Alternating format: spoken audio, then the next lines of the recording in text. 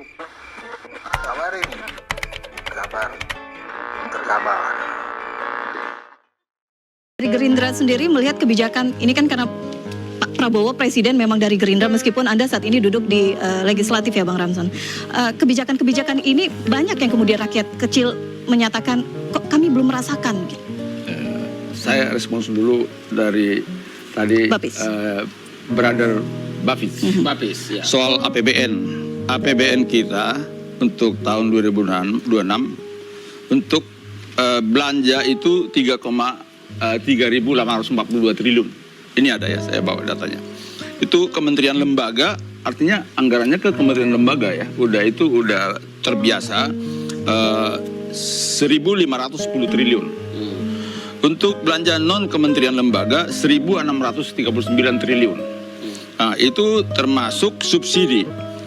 Subsidi energi 210 triliun. Terus untuk termasuk itu bagiannya subsidi energi sama subsidi non energi. Jadi terus berarti kalau subsidi itu berarti kebijakan itu membantu rakyat. Jadi termasuk subsidi BBM, Pertalite, subsidi LPG, subsidi listrik. Subsidi listrik cukup besar, sekitar 112 triliun. Untuk tahun ini? Iya, tahun 2026. Baru transfer ke daerah 692 triliun. Total anggaran pendidikan 769 triliun. Jadi keseimbangan terus memang defisit sekitar 2,68%, di bawah 3% sesuai dengan Undang-Undang Keuangan Negara. Terus pembiayaan utang ini memang besar, 812 triliun. Karena zaman Presiden Jokowi utang kita itu 8.190 triliun. Waktu penyerahan ke Bapak pemerintahan Jokowi dari Pak SBY 2.600 triliun. Sesudah zaman Pak Jokowi 8.190 triliun. Artinya Pak Jokowi jadi juga Pak cukup Jokowi banyak membuat utang 5.853 triliun. Kalau di zaman Pak Prabowo ini kira-kira menjadi 9.900 triliun. Ini untuk utang ini harus dibayar ini untuk bunga utang sama angsuran utang. Jadi anggaran memang total tadi 3.842 triliun, itulah struktur pembagiannya. Ini bisa saya serahkan juga nanti ke Brother Bapis. Saya senang juga karena saya juga dulu saya termasuk militan dulu, kan waktu di ini juga tahu kan. Jadi ini memang keadaannya seperti itu. Yang kedua memang sebelum yang kedua artinya memang ini beban hutang lungsuran dari pemerintahan sebelumnya. Iya dong, warisan. Jadi ketika ada yang mengatakan ini beban pemerintahan Prabowo, tidak hanya Presiden Prabowo, tapi sebenarnya Presiden sebelumnya juga harus menanggung ini. Iya, seharusnya. Bayangkan pembiayaan utang 781 triliun. Jadi ini bunga, belum lagi nanti angsuran. Jadi ini memang mengatur ini dari sisi pembiayaan harus diatur. Karena untuk angsuran itu di luar yang ada dalam struktur APBN. Tetapi bunga utang masuk di dalam struktur APBN.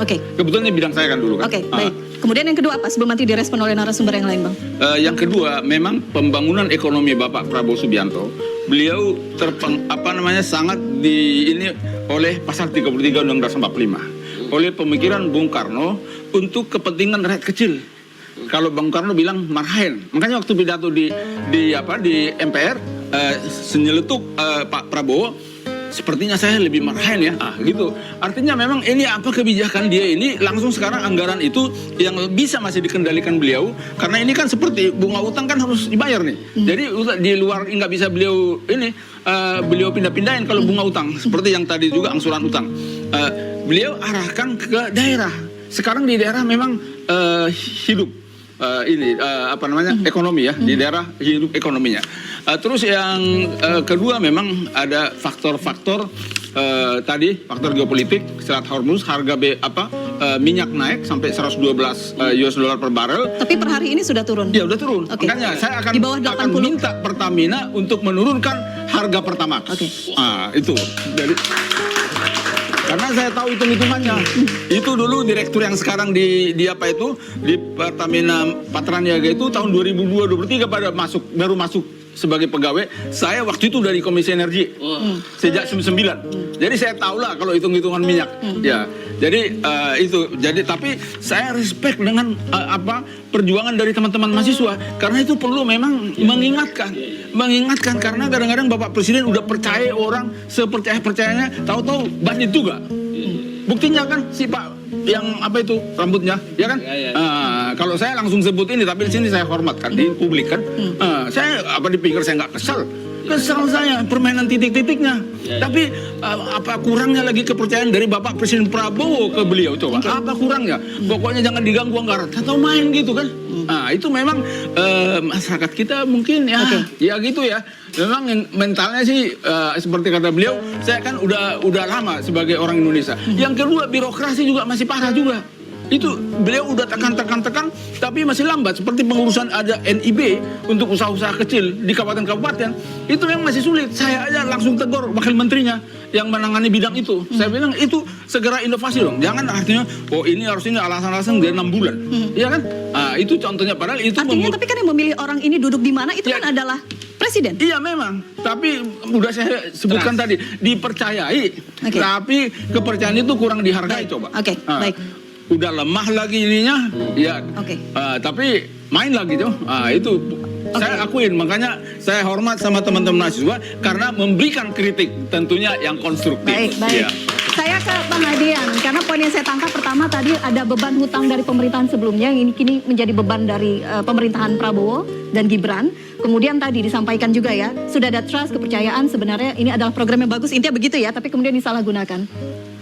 Ya, sebenarnya kita nggak perlu bicara presiden sebelumnya. Kenapa? Karena itu sudah diketahui oleh Prabowo ketika dia mau nyalon.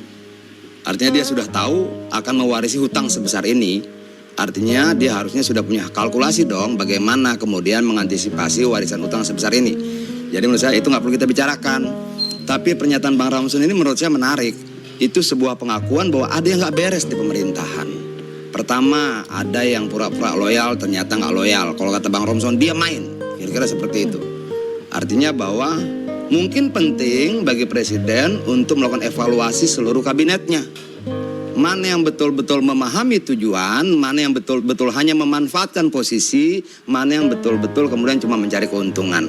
Tapi kita kembali pada topik hari ini tentang harga. Saya mau bacakan sedikit, ini harga tanggal 13 Mei. Cabai merah besar naik 72,47%, bawang merah ukuran sedang naik 51,35%, bawang putih ukuran sedang naik 39,95%, telur ayam ras segar naik 33,92%, daging ras ayam segar naik 32,99%, gula pasir premium naik 31,68%, cabai rawit hijau turun 10,3%, cabai rawit merah naik 14,34%. Beras Januari 13.199, Juni 16.550, naik 3.351. Minyak kemasan Januari 21.000, Juni 24.550, naik 3.550. Telur Januari 27.000, Juni 30.000, naik Rp3.000. Ayam Januari 38.000, Juni 41.650, naik 3.650. Tahu Januari 10.000 per kilo, Juni 20.000, naik 10.000. Artinya kenaikan ini memang terjadi. Problemnya adalah harga barang naik, kebutuhan naik, pendapatan enggak. Kenapa barang-barang naik? Pertama, karena nilai tukar dolar naik. Kedua, harga BBM naik. Ketiga, pajak naik. Keempat, naik karena suku bunga bank akan naik. Dan sekarang sudah pada menaikkan. Jadi ada 4 faktor yang kemudian akan berdampak pada kenaikan berkali-kali. Terlepas apa yang disampaikan Bang Ramson dan brother kita ini, faktanya di luar sana memang hidup semakin berat. Dan itu tidak bisa kita hilangkan dengan argumentasi apapun. Jujur saja, memang barang naik, pendapatan tidak naik, kehidupan di bawah semakin berat, rakyat semakin menderita. Apa solusinya? Kan begitu. Teman-teman mengatakan bahwa ada pemborosan anggaran. Pemborosan anggaran untuk apa? Salah satunya apa? MBG? KDMP dan sebagainya. Itu total berapa? 320 triliun untuk MBG. Walaupun sekarang udah dipangkas, tapi 260 triliun itu sangat-sangat banyak. Dan kita perlu ingat juga itu memakai anggaran pendidikan loh. Nah, artinya bahwa itu jadi beban buat APBN. Sehingga ketika kemudian mau dievaluasi bagus. Dari dulu kita sudah bilang ngapain bikin SPPG. Karyakan saya kantin-kantin sekolah itu ada, kalau pakai konsep awal ya, ada 400.000 sekolah kira-kira yang akan menerima MBG.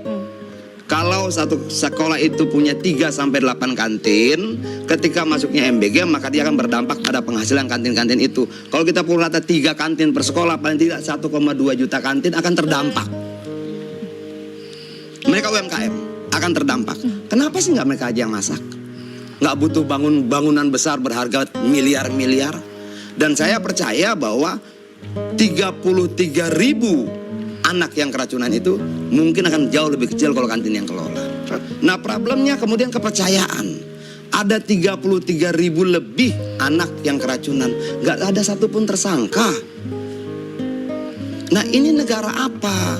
Boleh nggak teman-teman muda ini kecewa? Ada dong tersangkanya. Ada tersangkanya? Nggak ada sampai hari ini. Artinya bahwa itu akan menjadi pembiaran. Orang jadi tidak disiplin untuk mengelola menu, untuk mengatur komponen makanannya dan sebagainya. Kenapa? Nggak akan ada sanksi hukumnya kok. 33.000 orang keracunan nggak satupun jadi tersangka. Bahkan tidak ada yang kemudian diperiksa oleh polisi, kemudian masuk dalam pengadilan. Gak ada.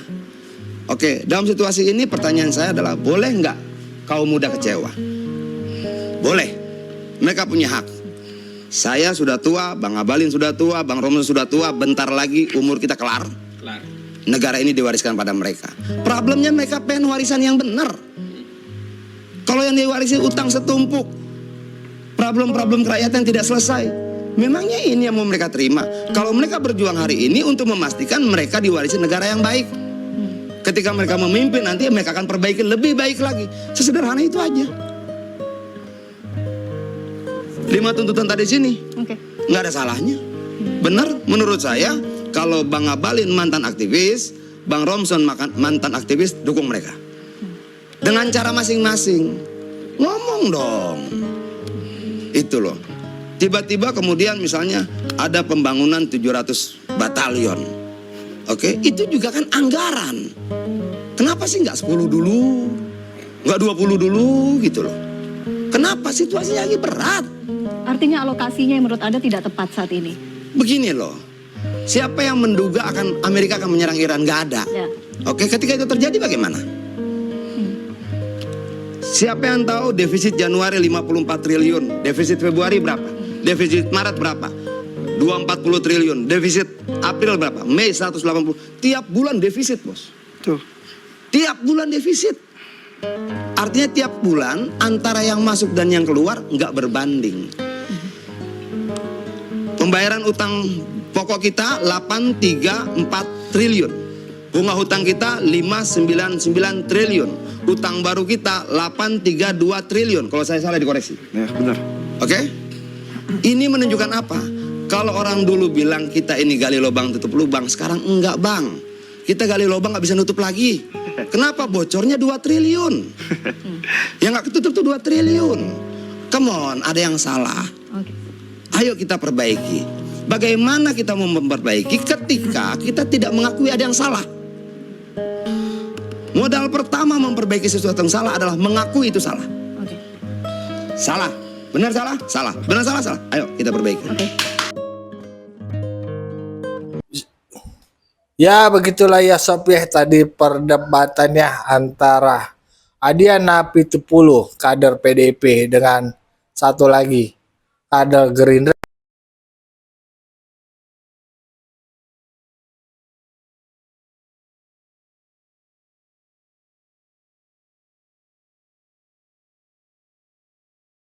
Salah satu elemen ya, dana hutangnya tadi disebut sama kader Gerindra, tapi langsung dibantah, diceletuk sama Bang Adian. Udah tahu utangnya Pak Jokowi, mau Anda jadi presiden. Nah, maju ya. Artinya ketika orang mau menjadi presiden dan itu dia harus bersiap menang di Indonesia. Kalau utangnya banyak, gimana tuh bayar utang? Kalau ekonominya jelek, ya gimana tuh memperbaiki?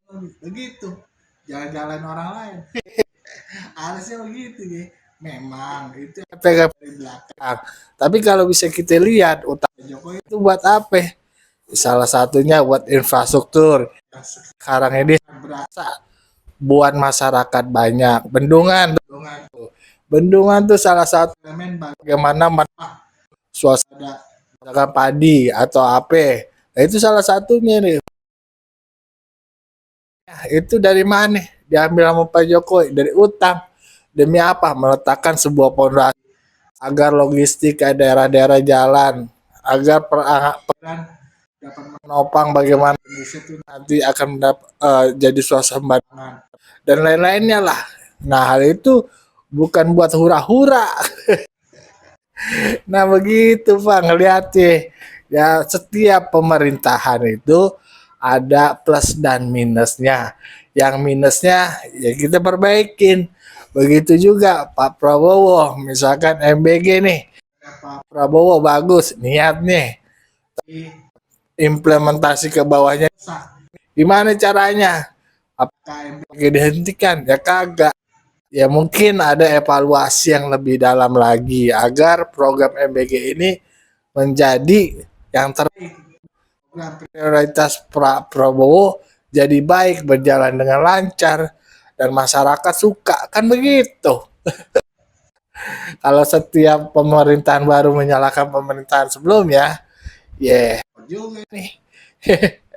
Karena udah nyinyir, ya udahlah, kita juga coba ngasih tahu aja nih. Ya jangan begitulah. Situ kan sama-sama.